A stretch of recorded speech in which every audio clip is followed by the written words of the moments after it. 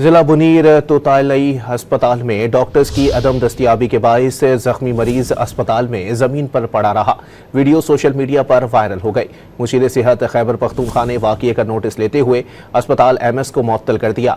मुशीर सेहत ने कहा कि अस्पतालों में डॉक्टर्स की अदम दस्तियाबी और इलाज में कोताही बर्दाश्त नहीं करेंगे। जिला बुनीर तोतालई अस्पताल में डॉक्टर्स की अदम दस्तियाबी के बाइस जख्मी मरीज अस्पताल में जमीन पर पड़ा रहा। वीडियो सोशल मीडिया पर वायरल हो गई। मुशीर सेहत खैबर पख्तूनख्वा ने वाक़ये का नोटिस लेते हुए अस्पताल MS को मुअत्तल कर दिया। मुशीर सेहत ने कहा कि अस्पतालों में डॉक्टर्स की अदम दस्तियाबी और इलाज में कोताही बर्दाश्त नहीं करेंगे।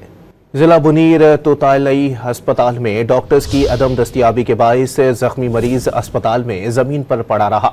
वीडियो सोशल मीडिया पर वायरल हो गई। मुशीर सेहत खैबर पख्तूनख्वा ने वाक़ये का नोटिस लेते हुए अस्पताल MS को मुअत्तल कर दिया। मुशीर सेहत ने कहा कि अस्पतालों में डॉक्टर्स की अदम दस्तियाबी और इलाज में कोताही बर्दाश्त नहीं करेंगे।